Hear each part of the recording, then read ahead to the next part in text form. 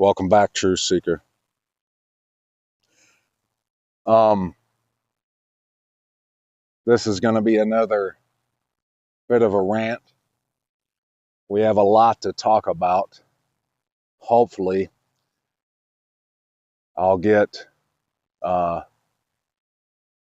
some of it covered here. I don't know how much I will share with you today, but I'm in a park and there's a busy road not too far from me, so you're going to hear some background noise. But if you're a truth seeker, that won't faze you, and you'll turn your ears to the on position and open your eyes and listen up to what I'm going to be talking about. I'm just going to leave the screen here on Isaiah 30, verse 29, which is quickly becoming one of my new favorites, and it should become yours as well. Right there. Let the song be to you as in a night set apart for a festival, and gladness of heart as he who is going with a flute to come into the mountain of Yahuwah, to the rock of Yasharal. I don't know if you guys know this or not, but we have a blood moon coming up this month on the 13th and the 14th, which we're going to see here in North America in the set apart land. And that lands on the day of Purim, which I don't know a great deal about. But coincidentally, it can be found in Esther chapter 9. Is that a coincidence? I doubt it. I've never really cracked open Esther too much. And in a video in the future, I'm going to try to read at least chapter 9 to you guys. But what I did get out of it, the little that I did read, I saw that it's not a day, it's not a set apart feast day that is prescribed by Yahuwah. It's a day that the people designated because it marked an end of persecution of the Most High's children. And, you know, it might not be, the fact that that moon lands on that day might just be a total coincidence, you know? But I'm learning more and more that these things are far from being coincident. The feast, the blood moons that landed on the feast days in 2017, back around that time. You remember around the time of the great American eclipse, all those celestial events, they landed precisely on feast days. And do you think that was a coincidence? Look at what we're learning. Well, what I'm learning, and hopefully you're learning, that the feast days are everything, because it's just like the Most High's mountain. The Most High loves this mountain. It's his mountain. He set it apart. He placed his city for us to come and associate with him here. He loves this mountain. So if you love the Most High, you're going to love the mountain too. You're going to want to come check it out. Okay? So don't be surprised. The way you should look at this blood moon coming up, you need to take that as a warning. Just like you should have took the feast days, the blood moons landing on the feast days back then, as a warning. And you should know that there was a reason that happened, because the Most High was preparing us for what is to come, for what we need to do and who we need to become.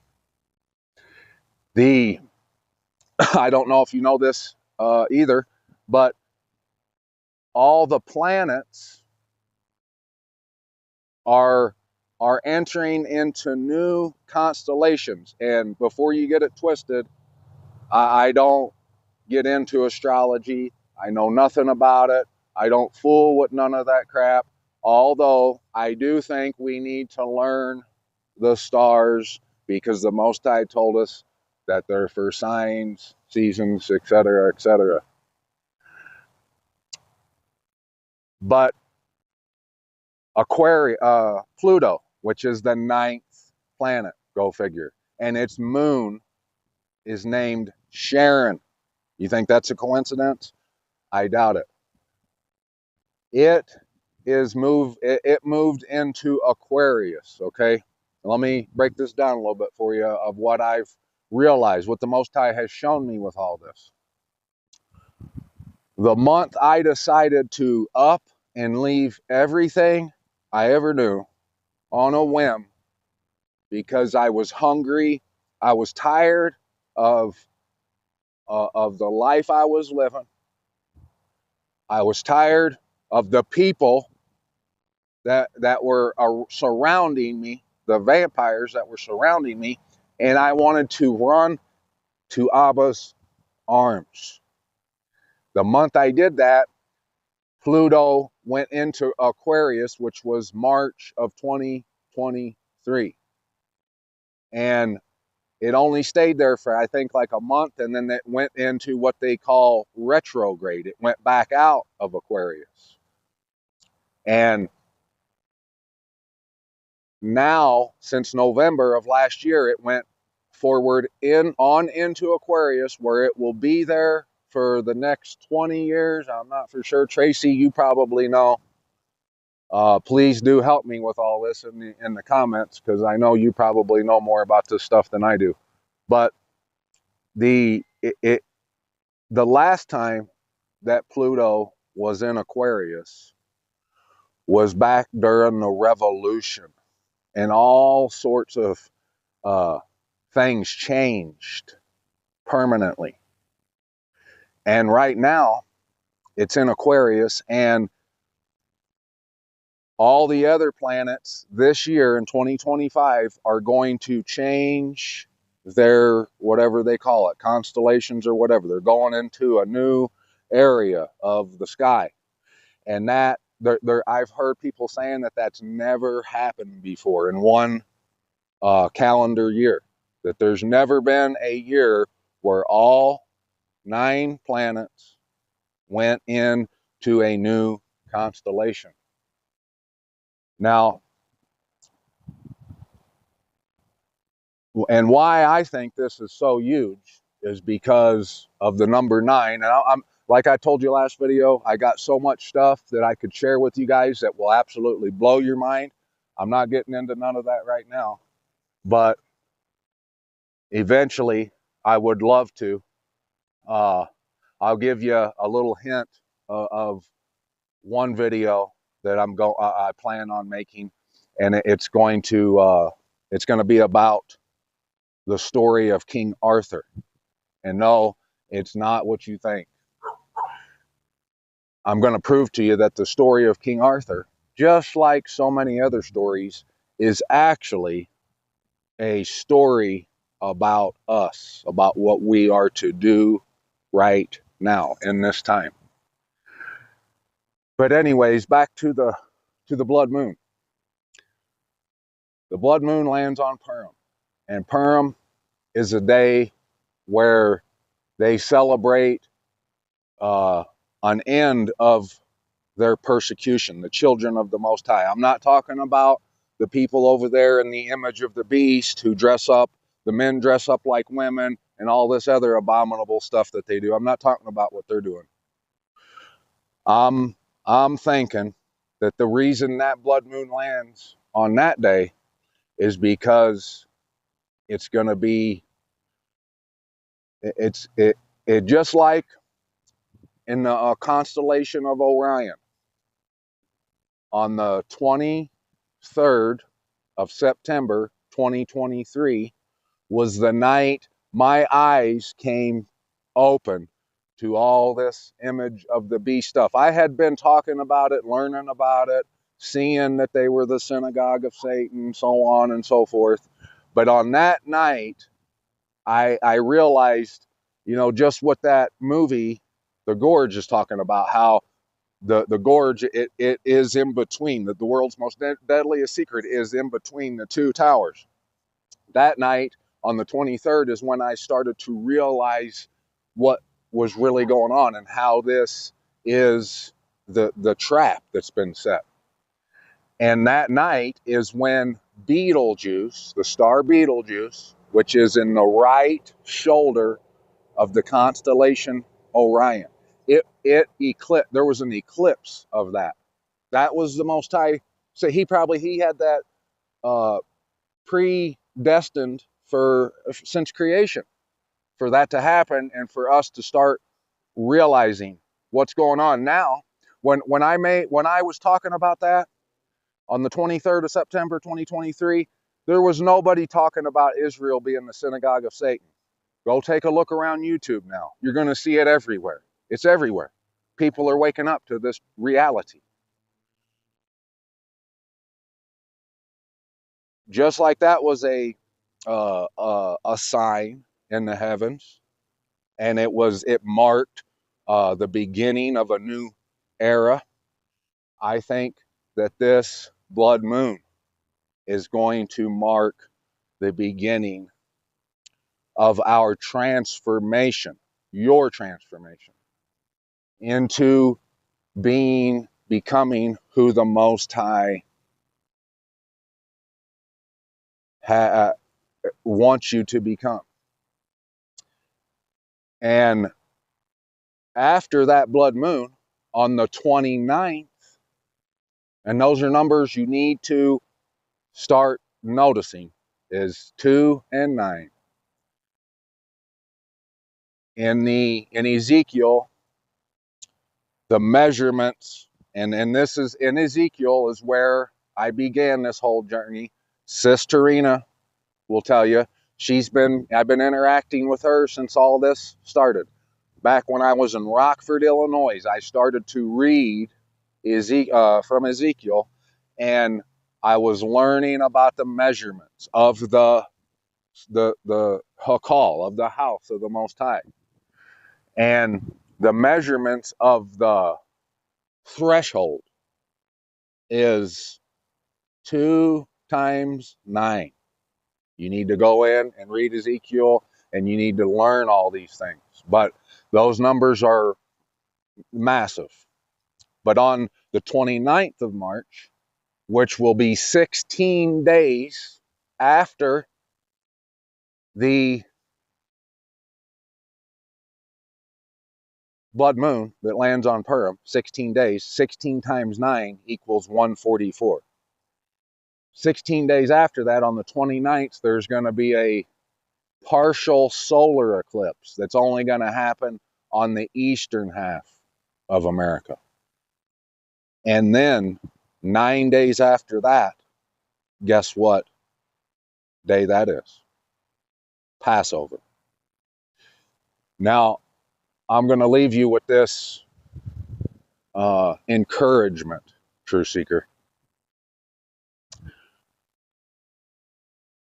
Like I said in the last video, you need to realize that going to Zion, to Jerusalem, on the feast days should be everything to you. If you read in 2nd Esdras, you're going to see 2nd Esdras, it tells you what I've been telling you clear as day. It tells you, the Most High tells him that in these days that the people who will survive, the people who will set down in the rain, they're going to set down in the rain because they see his salvation in his land. And they come here. All this Isaiah tells you the same thing. Psalms tells you. Proverbs tells you. All the prophets tell you. Revelations tells you that the trap is that there's an imposter city, and that through the man of lawlessness, they will convince the synagogue of Satan, the image of the beast will convince the world, the believers, to forget about the real Mount Zion, when one way or the other. Like I was saying in the last video, you need to come to that realization that if you're unwilling to go to Zion, you are not fit for the rain. So if you don't plan on being fit for the rain, why talk about anything? Why? If you don't plan on going, if you think that you can just stay where you are and say some words and put on this facade like you're someone, why even do it? One of the most important parts of Second Esdras is, I think it's in the last chapter, or chapter 12. The Most High gives Ezra a vision of a city, an established city, and then it turns into a woman. I can't remember it verbatim, obviously, and maybe I'll go back and read it again. If you go to my video, Low, it's called Low, Low. It's not that far down in my list of videos. If you go to that, pause and read every slide, I show it in there. That vision is telling you what I'm telling you about these people who think they can stay and they don't have to care about Mount Zion. He gave Ezra a vision of an established city, and then she turned into a woman who was weeping because her son had died. And Ezra told her, and she said she was going to stay in the field forever, and she was never going back to the city. And Ezra said, "You're mourning over one son." And this was a foreshadowing of the Messiah, of what people are doing with the working of Satan, the man of lawlessness, where they've been convinced that all they need to do is think about Messiah dying and being hung on whatever, and that's it. But no, you have to get your ass up and get back to the city, period, or you're going to die.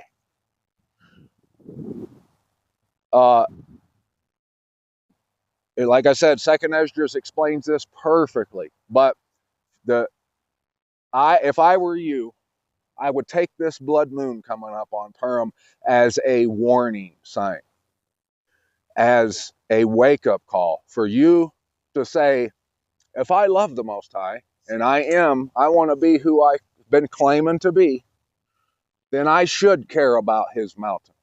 I should care about going to see my dad on the set apart days. And take this blood moon and that eclipse as a warning for you to start making preparations to leave the world behind and come in search of this mountain. And if you still think it's over there, well, then you probably should start making arrangements to go over there. But like I've been saying, heads up, it's not. Look at these faces on this map. Look at everything I've been showing you. If you don't plan on going over there and you live here in America, what's it going to hurt for you to come check this out? And I promise you this, the Most High don't lie.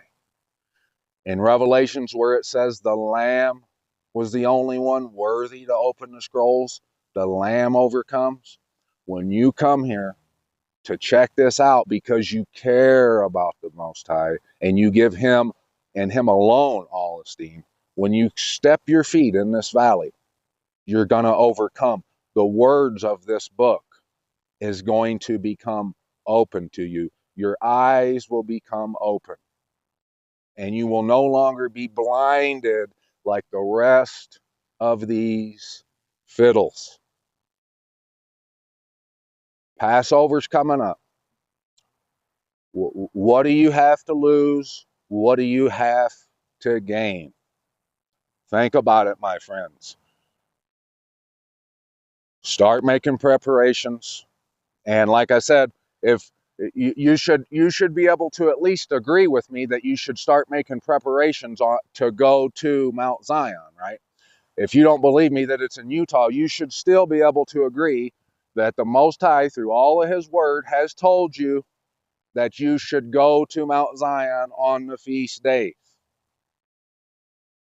If you can come to that reality, start searching, start looking into how the Bible, how the Most High describes Jerusalem, Mount Zion, and you're going to see that that place it doesn't have anything even similar, remotely similar to the way the Most High describes it. He says that his mountain, the mountain that has a hill that belongs to it, that's attached to it, faces Jerusalem on the east. He says that the city touches the mountain. That don't happen over there. It says that Mount Nebo, a mountain of peaks, a mountain, not a hill, sits at the bottom of Jerusalem, and it gazes in envy. And there's so many other pieces of information that you can find if you start this search. But you need to start it right now. Take that blood moon as a warning. Put your childlike faith into action.